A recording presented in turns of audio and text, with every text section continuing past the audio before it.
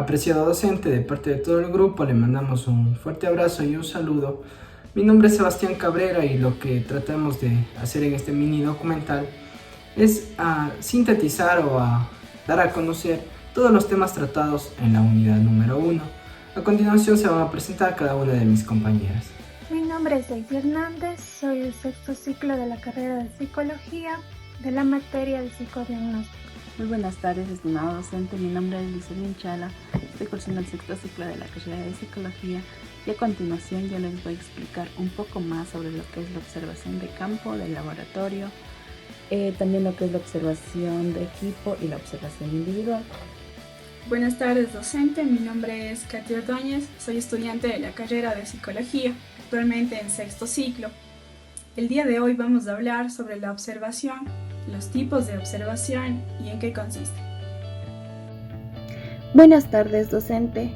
Yo soy Tatiana Tenecela y hablaré de los temas de qué es el psicodiagnóstico, en qué consiste, sus ámbitos y las etapas del proceso del psicodiagnóstico. El psicodiagnóstico es el estudio descriptivo, comprensivo y explicativo de los comportamientos de las personas y los grupos humanos. Este tiene como objetivo estudiar los factores que determinan la conducta a través de una variedad de herramientas, es decir, es el estudio de la persona mediante la observación de la conducta combinado con pruebas, una variedad de instrumentos que son necesarias para medir los rasgos de personalidad, tipo y grado de patología, fortalezas y debilidades. ¿En qué consiste? Consiste en lograr un acercamiento al sujeto de investigación, tener una visión más dinámica del examinado, comprendiendo e integrando los elementos parciales de este y describir al examinado en algún aspecto físico, por ejemplo, la capacidad intelectual, la personalidad o las habilidades. Este tiene varios ámbitos, como son el clínico, que va dirigido a todas las personas que se quieren conocer más a fondo, como son sus habilidades o limitaciones. Estos estudios se realizan a petición de un especialista relacionado con la salud. El educativo va dirigido a niños y adolescentes, principalmente. Se solicita en los colegios o utiliza como herramienta fundamental para conocer la orientación vocacional del estudiante. El laboral va dirigido a las personas que van a ocupar un puesto, con el objetivo de medir las competencias de sus habilidades y limitaciones para el puesto que están solicitando. La social va dirigida a un grupo, población o comunidad que influye de los grupos y la sociedad en los pensamientos, en las actitudes y en los comportamientos de cada individuo. Las etapas del proceso psicodiagnóstico. Estos son 7. Comenzamos con el contacto inicial, entrevista inicial, el rapport, la planificación de la evaluación y el cierre del proceso y devolución de información. Cabe recalcar que la información que se va a devolver es solo la necesaria. Observación en psicodiagnóstico. ¿Qué es? Es frecuentemente utilizada en psicología, pues esta permite estudiar el comportamiento del sujeto, tanto en condiciones artificiales, como por ejemplo durante la ejecución de pruebas, y en otras condiciones naturales, como por ejemplo en las cosas cotidianas de la vida. ¿En qué consiste la observación? Tiene que ser orientada hacia un objetivo. Tiene que estar dirigida a una comprensión objetiva del sujeto. Tiene que ser planificada previamente. En cuanto a las técnicas de observación, son herramientas orientadas a evaluar un fenómeno, un individuo o un grupo de personas. Implican una manera de acercarse a la realidad del sujeto para conocerla mejor. Generalmente se estudian conductas y comportamientos observables. Son realizadas por un observador experto o entrenado mediante protocolos preparados para tal fin, que permiten una anotación sistémica. Ahora, tenemos también las clases de observación en la investigación. Observación científica. Hacemos referencia a observar un objeto claro y específico. En este caso, el investigador sabe qué es lo que desea observar. Tenemos observación no científica. Aquí hacemos referencia cuando observamos sin intención y no hay objetivo definido. En cuanto a las modalidades de la observación científica, tenemos la observación directa, cuando el investigador se pone en contacto personalmente con el hecho o problema. Tenemos la observación indirecta, cuando el observador observa a través de las observaciones que han sido realizadas por otras personas. Tenemos la observación no participante. Aquí hacemos referencia cuando se recoge la información desde afuera, sin intervenir. Tenemos observación participante. Para obtener los datos, el investigador se incluye en el grupo. También tenemos observación no estructurada. Esta observación se realiza sin la ayuda de elementos técnicos especiales. Tenemos observaciones estructuradas. Se realiza con ayuda de elementos técnicos apropiados. También a esta se la denomina observación sistémica. Observación de campo. Consiste en obtener la información mediante el método científico, lo que nos permite diseñar la idea, medirla, aprenderla y exponerla. Sin embargo, esto tiene ventajas y desventajas.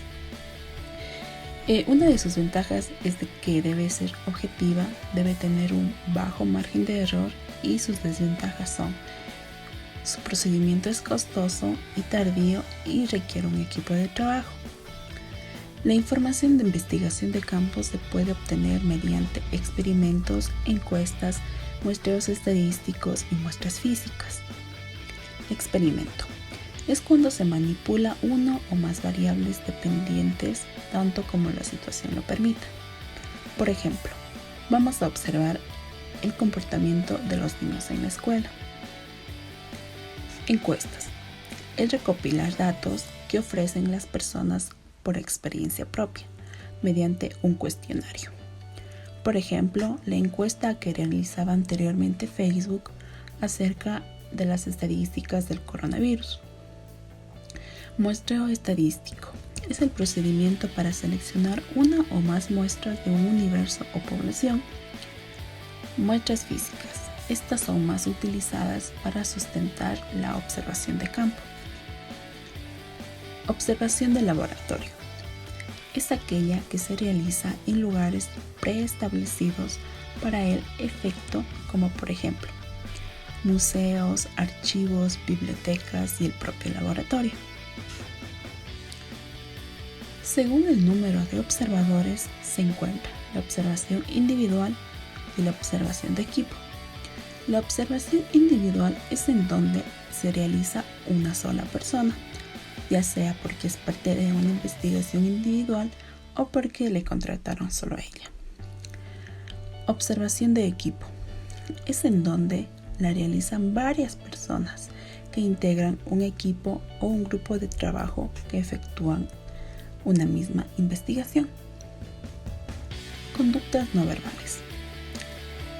Dentro de las conductas no verbales encontramos las expresiones faciales, las conductas espaciales, las expresiones faciales.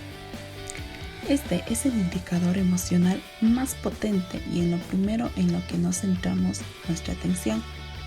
Si bien sabemos, existen 7 emociones básicas que son alegría, sorpresa, tristeza, miedo, ira, asco y desprecio.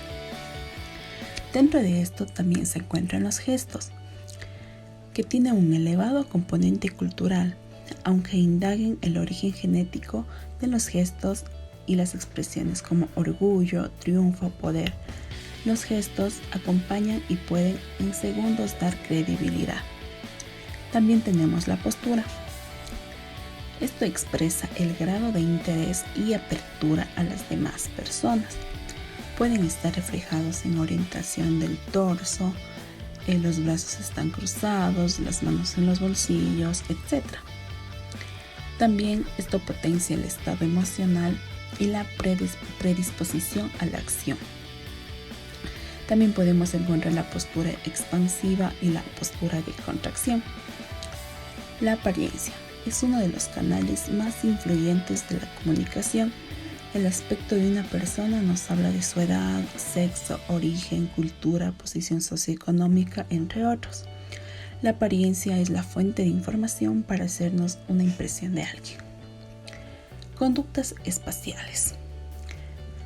Esto nos dice que las personas son activas, es decir, circulan, se mueven, se detienen, mantienen cercanías y distancias. La frecuencia y rango de estos movimientos se observan fácilmente, pero también nos dice que es muy raro, que muy pocas de estas veces se registran. Procedimiento de la observación. Dentro de esto tenemos 5 pasos. 1. Definición de la conducta objetivo. 2. Elección del método de medición. 3. Identificación de estímulos antecedentes y consecuentes. 4. Confección de las fichas de registro. Y por último, pero no menos importante, que es la elección de los observadores. Historia familiar. Aquella proporciona información importante sobre la herencia, estilo de vida, hábitos y el ambiente compartido por los miembros de la familia, que nos ayudará a determinar los factores de riesgo importantes para los problemas mentales.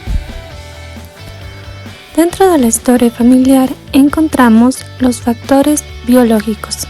Estos son todos aquellos elementos de la salud, tanto físico como mental, que se desarrolla dentro del cuerpo humano. Entre los factores biológicos se encuentran genes o la química del cerebro, infecciones, defectos cerebrales o lesiones, daño prenatal, mala nutrición, enfermedades o abuso de sustancias. También tenemos los factores psicológicos, como lo son los pensamientos negativos y la dificultad para manejar los sentimientos y experiencias de vida, como estar expuesto a un trauma o a un abuso. Entre los factores psicológicos se encuentran poca capacidad para resolver problemas, trauma grave debido a un abuso psicológico, físico o sexual, negligencia en el cuidado y necesidades básicas, aislamiento social o falta de habilidades sociales, falta de regulación emocional, baja autoestima, pobres estrategias de afrontamiento, exceso de responsabilidad a edades tempranas, modelos educativos excesivamente rígidos o sobreprotectores. También tenemos los factores ambientales. Estos son aquellos que rodean e influyen en el individuo.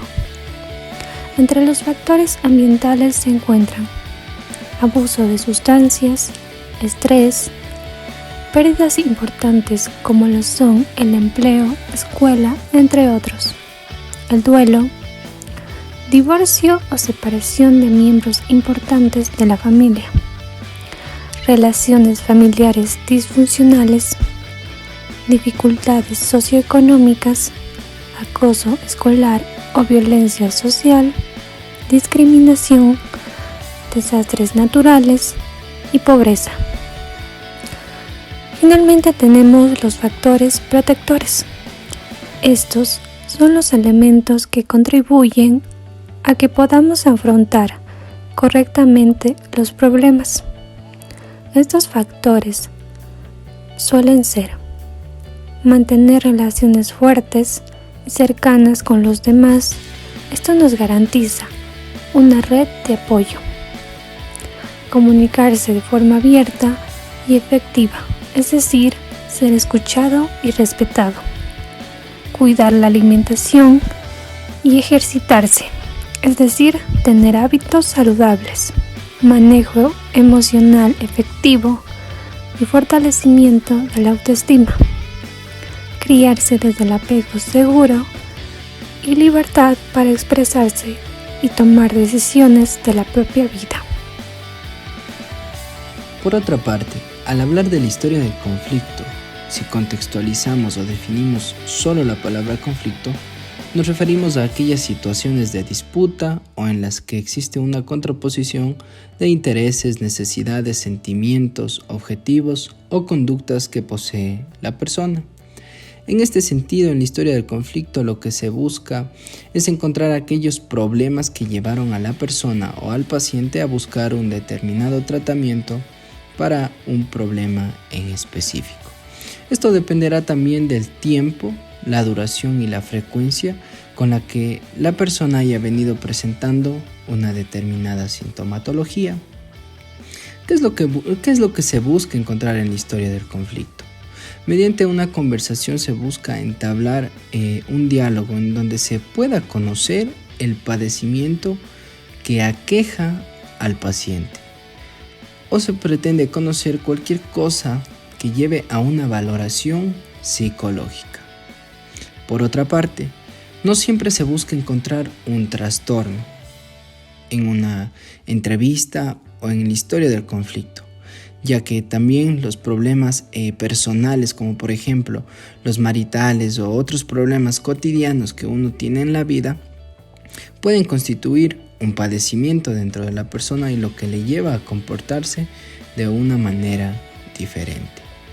Mediante la historia del conflicto se puede obtener toda la información posible sobre cada síntoma que el paciente va informando que padece.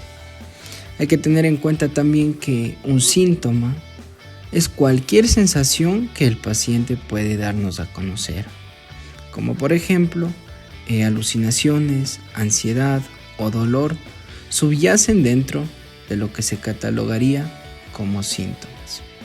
También los trastornos mentales pueden interferir en todo tipo de interacciones humanas, por diversas razones.